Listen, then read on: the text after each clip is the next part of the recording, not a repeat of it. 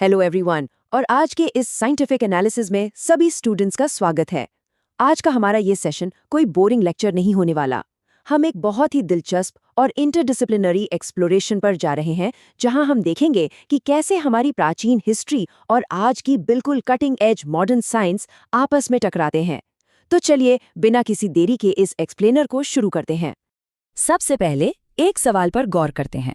क्या विलुप्त जीव यानी जो जीव एक्सटिंक्ट हो चुके हैं वो वापस आ गए हैं? जरा सोचिए, जो जीव हजारों साल पहले नेचर ने पूरी तरह मिटा दिए थे, क्या वो आज फिर से हमारे बीच चल रहे हैं? सुनने में ये बिल्कुल किसी हॉलीवुड साइंस फिक्शन फिल्म की कहानी लगती है ना? लेकिन आज के विज्ञान में ये सिर्फ एक कहानी नहीं, बल्कि एक बहुत बड़ा सवाल बन चुका है। इमेजिन कीजिए, आज से 12,000 साल पहले का समय। चारों तरफ सिर्फ और सिर्फ बर्फ है और सामने खड़ा है एक 8 फीट लंबा खूंखार शिकारी, डायर वुल्फ। इसके जबड़े इतने मजबूत थे कि हड्डियों का पल भर में चूरा बना दें। इसकी एक दहाड़ से पूरा जंगल शांत हो जाता था। नेचर ने इसे बहुत पहले ही खत्म कर दिया था। लेकिन सबसे हैरान करने वाली बात पता है क्या है? ये वापस आ चुका है। जी हाँ, बिल्कुल सही सुना।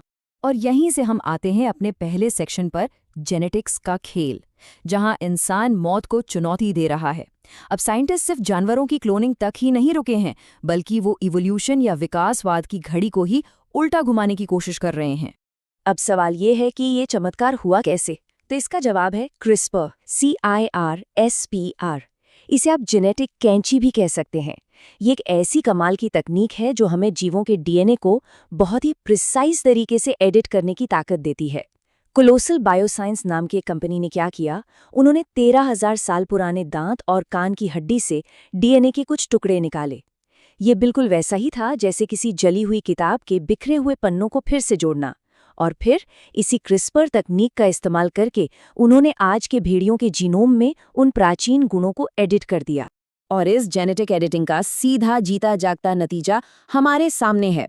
रोम्यूलस, रेमुस और खलीसी, ये दुनिया के सबसे पहले डी एक्सटिंक्ट डायर वुल्व्स हैं।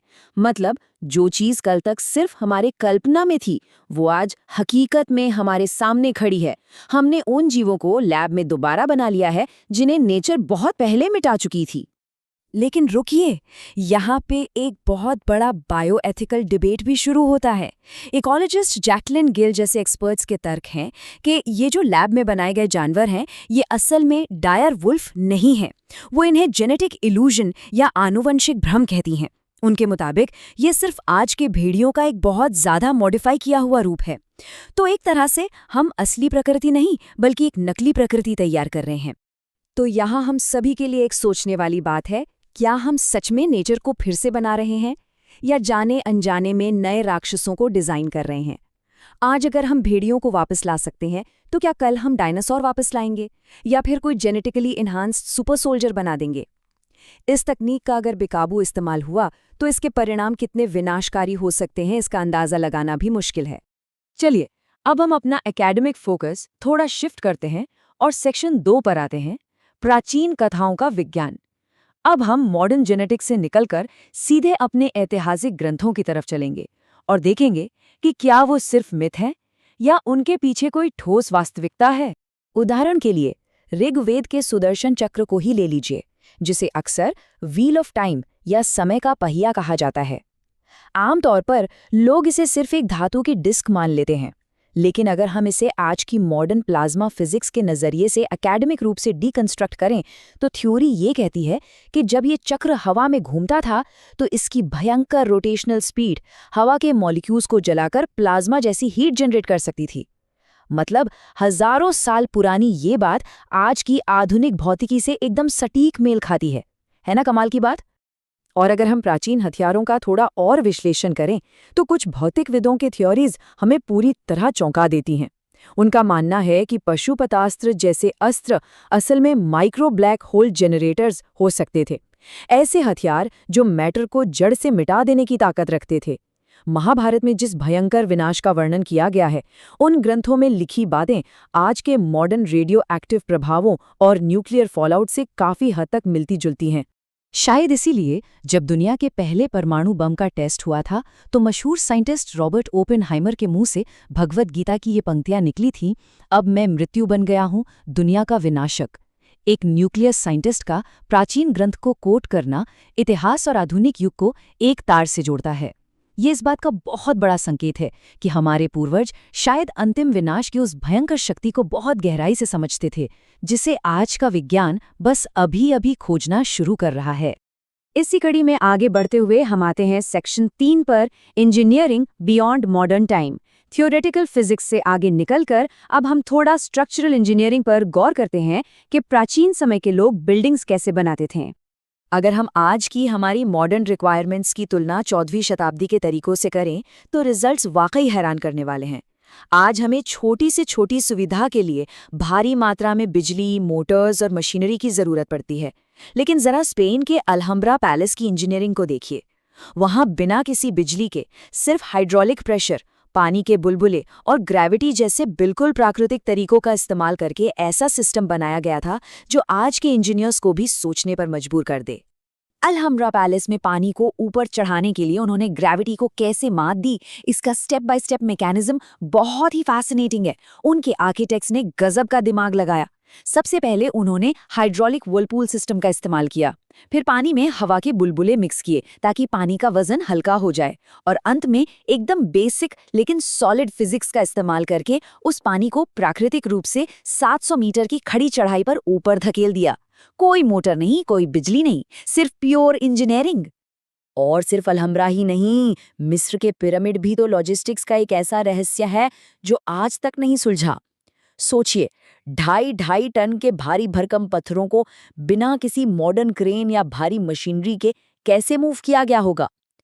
इसी खोई हुई प्राचीन हाईटेक की थ्योरी को सपोर्ट करते हुए कुछ रिसर्चर्स का मानना है कि शायद उन पत्थरों को उठाने के लिए साउंड फ्रीक्वेंसी और रेजोनेंस टेक्नोलॉजी का इस्तेमाल किया गया था।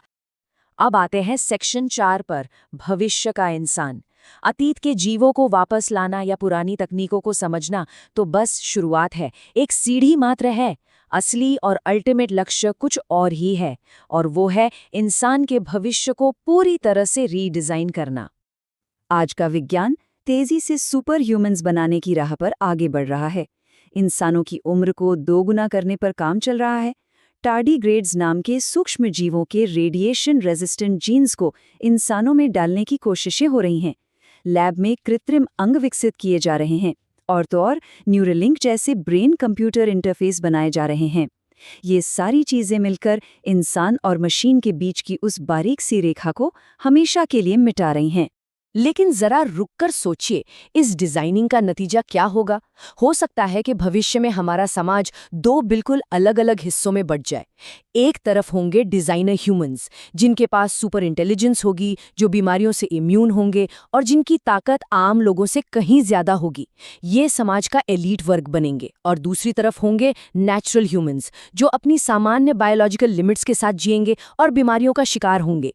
ये एक ऐसा डरावना भविष्य है जहां भेदभाव का आधार पैसा या रंग नहीं, बल्कि पूरी तरह से हमारे जीन्स होंगे।